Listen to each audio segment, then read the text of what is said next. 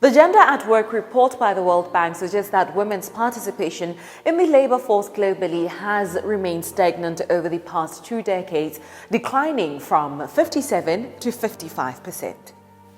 In addition, women are less likely to work in stereotypically demanding jobs, including science, technology, engineering, and mathematics, or STEAME for short. A report by the Institute for Women's Policy Research revealed that only 4.6% of women work in STEM professions, compared to 10.3% of men as of 2015. This is true for the piloting profession, for which our guest is qualified in. Statistics suggest that out of the 333,000 active pilots in the entire world, only 8% of them are women.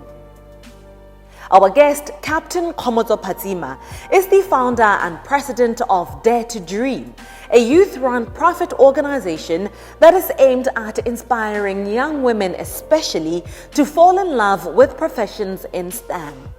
The captain details how growing up right behind the Tsakama International Airport, she always wondered what it would be like to fly the machines. Unfortunately for her, that dream came much later in life because her mother wanted her to pursue a safer profession such as teaching or nursing. Before she took up the skies with the birds up high, becoming the well-decorated pilot she is today, she was just a little girl trying to make it in Lidumadumani, a then very small village in the outskirts of Gaborone. She was born 35 years ago as a last but one of 7 children and raised in a very humble home. She got her primary education at Taumanta Primary School, later graduating to the Dumadumani Junior Secondary School and finished her senior high at Gaborone Senior Secondary School. Being the obedient child she was, she took her mother's advice to pursue a safer career, enrolling at the University of Botswana for a Bachelor of Education Science degree in mathematics, upon which she graduated and became a teacher. 8 months later, she realized the classroom was not her calling, and as fate would have it, 2009 saw the Botswana Defence Force enlisting its first female military pilots, and the rest, as they say, is history in Captain Khomozo Phatsima's story. I am Captain Khomozo Phatsima. I'm one of the first female military pilots in Botswana Defence Force. I'm also the president and founder of Dare to Dream Foundation. I grew up in a small village called Lidumadumani, just a stone throw from Tsakama International Airport. When I was growing up, I used to see aeroplanes passing over my mother's thatched roofed house. From an early young age, I knew I was born to fly. I used to walk barefoot to school because I come from very humble beginnings. And when I finished my Form 5 with very high flying colors, I told my mother that I wanted to fly. She said, no, we are too poor. During her time, girls could not even dream about being pilots. I should go to the university and become a teacher. I did, with a heavy heart, went to University of Botswana and studied Bachelor of Education Science in Mathematics and Physics, and ultimately became a teacher. I taught at Good Hope for 8 months, mathematics.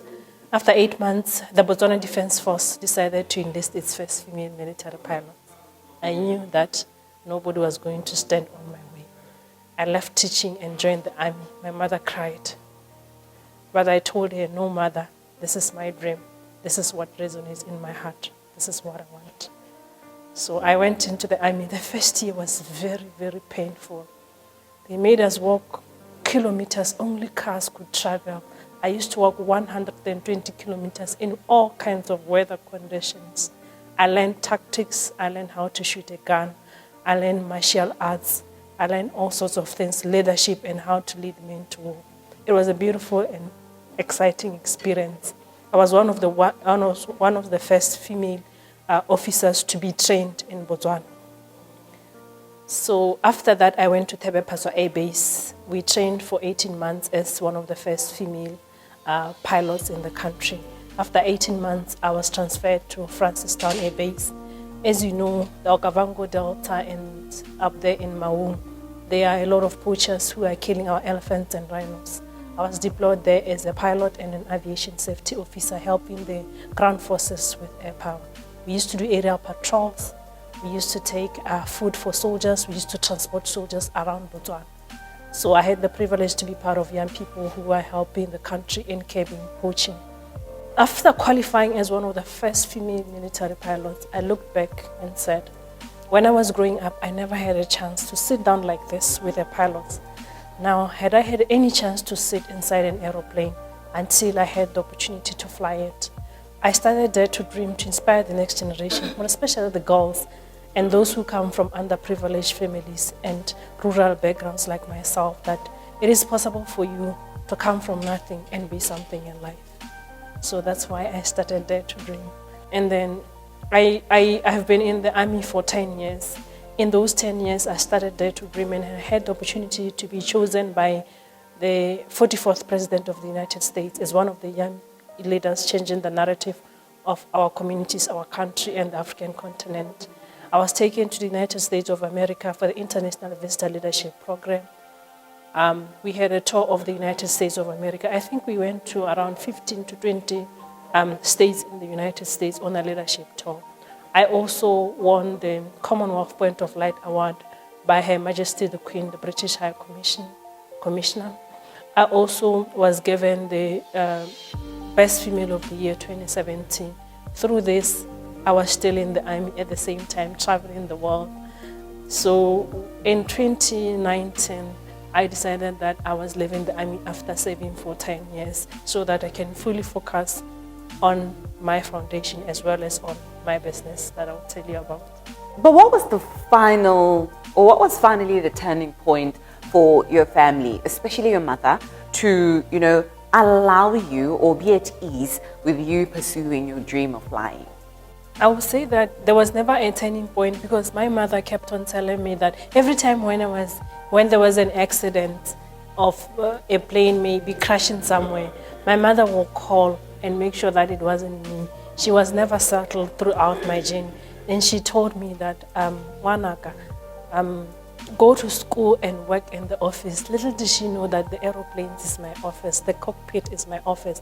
But I went to school and studied my master's in strategic management with a focus on aviation safety from the University of Derby. Yeah, so in the military, I was also an aviation safety specialist because of my master's, and also a pilot. So even if she was not really happy with me, I managed to study, like she was saying, that I should study more so that I can work in the office. Just listening to that, we realize that limiting beliefs are normally conditioned into, people's outlook on life.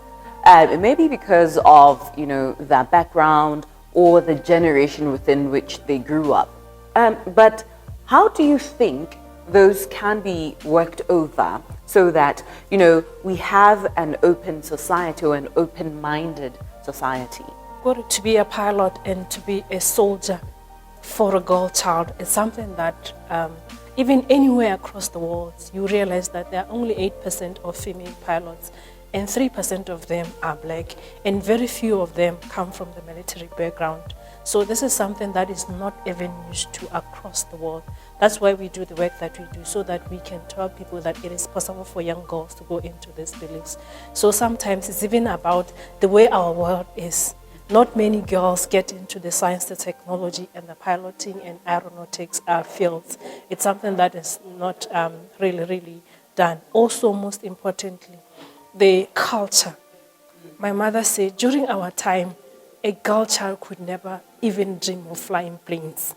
It is inducted in our culture. So as the world changes, I think as parents, as teachers, we should really help our young people and let them pursue their dreams, even if it's a path that is not really, that we are not even used to, like your piloting, like your military and stuff like that. We keep saying that, your organization is there to help young girls realize or inspire young girls to go into, STEM or STEAME professions.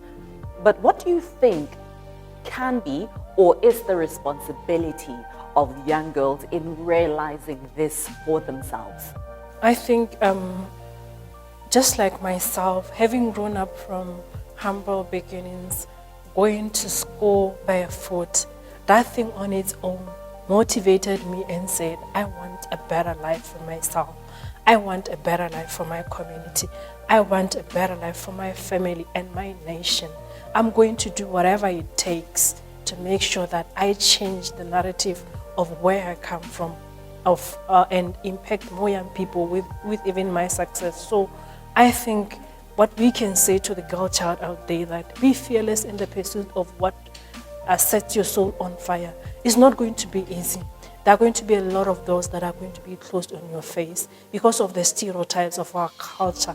A lot of people are going to tell you that girls are not supposed to do this, but it is incumbent upon you that you fearlessly push and become what you want in life. Besides the aviation and aerospace space that Dare to Dream is inspiring young girls to go into, what else is the organization doing to inspire young women, or maybe not just young women, but young people as well? Yeah, like I said from the beginning, we are an organization dedicated to advancement of youth, women and girls in STEAME as well as aviation and aerospace. We partner with different organizations such as, for example, the F&B Foundation for us to impact the youth in terms of how do they position themselves for opportunities, how do they write CV, cover letters, how do they write business plans. So we reach out to organizations and partner with them so that we can leverage on their skills and impact the youth.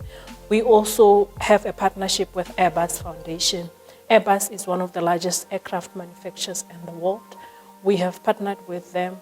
We have impacted, I think, around 3,500 young people across Botswana in rural and urban places with robotics and coding workshops. So these are some of the programs that we partner with different organizations to leverage on their networks, to leverage on their skills, to impact young people in Botswana. One of my biggest dreams and greatest aspiration is to start my own airline charter business. I'm currently under the DBS Group Stanford Go-to-Market program, where they're helping us position ourselves as entrepreneurs. I'm also currently undergoing the Managers Without Borders. It's a German-based mentorship program for young people who wants to do businesses. I'm also being helped by Leah to come up with a bankable business plan so that I can achieve my dream. To the young person who wants to make something of themselves, watching you and seeing and knowing how decorated you are, what would be your sage advice to them?